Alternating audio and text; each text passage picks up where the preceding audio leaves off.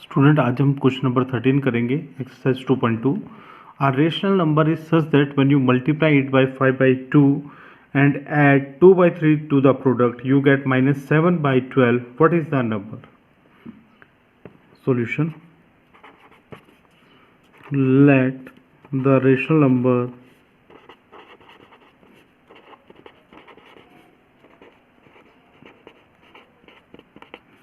B x. हमने मान लिया कि रेशनल नंबर एक्स है। आप यहाँ पे कंफ्यूज मत होना कि रेशनल नंबर जो होता है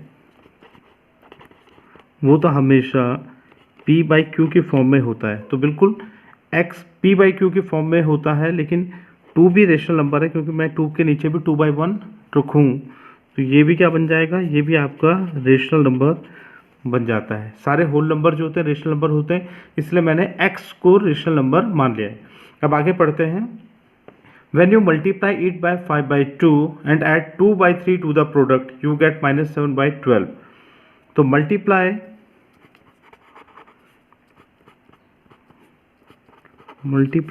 x by 5/2 and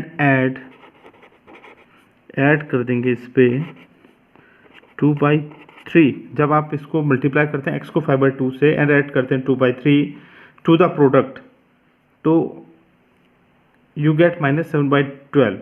मल्टीप्लाई करते हैं x बाई 5/2 को तो ये हो जाता है x multiply by 5/2 and add करते हैं इसमें 2/3।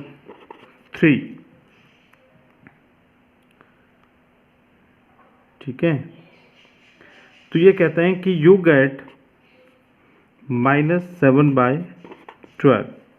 आपने करा क्या करा, when you multiply it by 5/2 you multiply x by 5/2 and add 2/3 to the product. जो भी ये प्रोडक्ट आया, जो भी ये आंसर आया, इसमें आपने क्या करा, 2/3 को प्लस किया तो आपको आंसर मिला -7/12। अब इसे हम सोल्व करते हैं। जब इसे मल्टीप्लाई करेंगे ये हो जाएगा 5x, ये हो जाएगा 2 प्लस ये हो जाएगा 2/3 इज इक्वल टू -7/12। इसमें वेरिएबल है तो मैं इस वाली टर्म को इधर भेज देता हूँ राइट हैंड साइड में, और उसके साइन भी चेंज हो जाएंगे। तो ये रहेगा आपका 5x/2 is equal to -7/12 RHS की जो टर्म थी, और ये जो होगा ये हो जाएगा -2/3। So it is now 5x/2 is equal to, अब इसको देखता हूँ तो इसका एलसीएम लूँगा तो 3 और 12 का एलसीएम 12 आएगा, -7 3 4 जा 12, तो 4 से मल्टीप्लाई न्यूमरेटर को भी, इट इज़ -8। जब इसे सॉल्व करेंगे तो it is 5x/2 is equal to -8 -7 is -15/12। Cross multiply कर देते हैं इसे, 12 का मल्टीप्लाई 5x से और -15 इंटू 2। अब आप यहाँ देखिए ये हो गया आपका 5x is equal to -15 into 2, जो 12 था वो वापस भेज दिया मैंने यहाँ, और x के साथ जो था उसको भी डिवाइड में भेज यहाँ कर देता हूँ। तो x is equal to -15 into 2/12 into 5। ये जो 5 मल्टीप्लाई में था x के साथ तो डिवाइड में आ गया। 5 1 5 5 3 जा 15, 2 1 2 2 6 जा 12 is equal to -3/6 is equal to -1/2। This is your answer. एक बार फिर देख लेते हैं इसको। लेट रेशनल नंबर भी x, मल्टीप्लाई करा x को बाई 5/2 एंड ऐड 2/3। मल्टीप्लाई करूंगा तो ये हो जाएगा 5x/2 प्लस कर दिया इसमें 2/3, तो ये आपको मिलता है यू गेट -7/12 5x, और ये दोनों को प्लस करने के बाद ये यहाँ पर वेरिएबल है तो ये वाली जो टर्म है मेरा फ्रैक्शन है, इसको मैंने राइट हैंड साइड में भेजा, इसके साइन चेंज हो गए, और 5x इज इक्वल टू -7 -8/12। ये 12 यहाँ से आया क्योंकि मैंने इन दोनों का जो है एलसीएम लिया था, और उसके बाद 5x is equal to -15 into 2/12। 5 जो था वो भी डिवाइड में भेज दिया, और जब आपने इसे कैंसिल किया 5 से 15 कैंसिल हो गया, 2 से 12 कैंसिल हो गया, -3/6, आंसर आया आपको -1/2।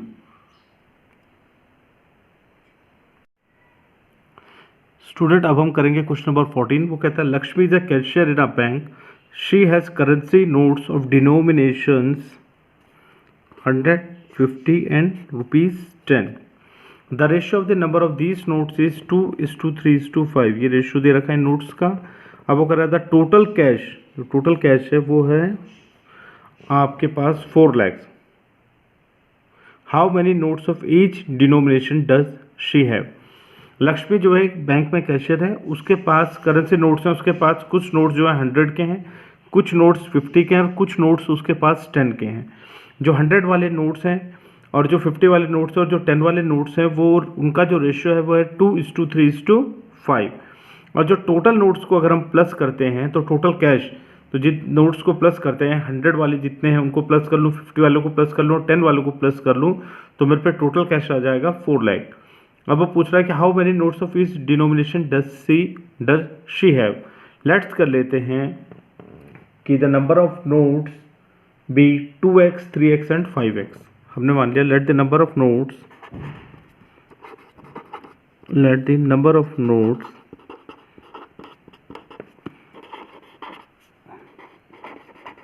let the number of notes of rupees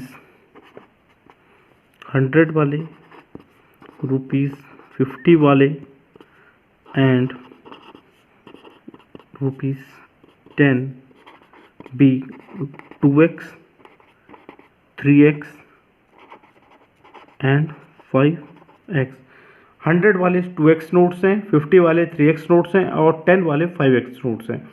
अब उसने कहा कि टोटल कैश, जो टोटल कैश है वो है आपके पास, ये आपके पास टोटल कैश है। अब according to the question, according to the question के हिसाब से जो वो कहता है ये जो टोटल कैश है ये आपका जो है वो टोटल कैश में 100 के भी नोट होंगे, 50 के भी नोट होंगे, 10 को भी नोट होंगे। और 100 के कितने नोट हैं 2x, 50 के कितने नोट्स हैं 3x और 10 के कितने नोट्स हैं 5x। अगर मैं ₹100 वाले नोट्स को, और क्योंकि 100 से इसलिए मल्टीप्लाई करा कि 100 नोट्स 2x 100 वाले, 50 रुपीज़ वाले नोट्स हैं 3x और 10 रुपीज़ वाले नोट्स जो हमारे पास हैं वो हैं हमारे 5x। जब इन सब नोट्स को मैं प्लस कर लेता हूँ तो मेरे पास ये टोटल आ जाएगा। अगर मैं इसे सॉल्व करता हूँ तो ये हो गया आपका 200x प्लस ये आ गया आपका 150x प्लस ये आ गया आपका 50x इज इक्वल टू 4। ये 200, 150 इन सबको प्लस करूँगा, ये होगा मेरा 200x प्लस ये भी 200x is equal to 400x is equal to this x is equal to 4 upon 400 divide में 0 से 0 कैंसिल, 4 से 4 कैंसिल 1। अब आपके पास ऐसा 1 2 3 0 यहाँ पे बचे, तो x इज इक्वल टू आपको मिल गया 1000। जो x की वैल्यू है वो है 1000 रुपीज़।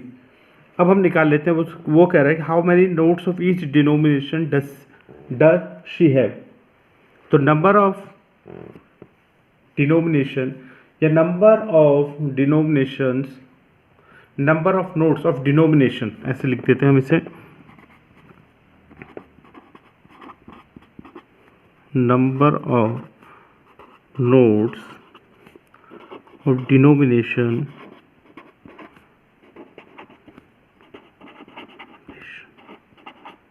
ऑफ ₹100 की बात करें तो ₹100 वाले कितने नोट्स हैं यहाँ पे, वो तो 2x। अब आपको पता चल गया कि 2x का मतलब 1000 है, तो 100 वाले कितने नोट्स हैं यहाँ पे 2000। ₹50 वाले कितने नोट्स थे यहाँ पर? ₹50 वाले थे 3x, तो 3 मल्टीप्लाई x की वैल्यू ये हो गए आपके 3000, और जो ₹10 वाले थे वो थे हमारे पे 5x, तो 5 इंटू 1000 इज इक्वल टू 5000। ये आपका आंसर है। 100 वाले 2000 और 50 वाले आपके हैं ये, this is 3 and this is 5, 2x, 3x, 5x, this is your answer.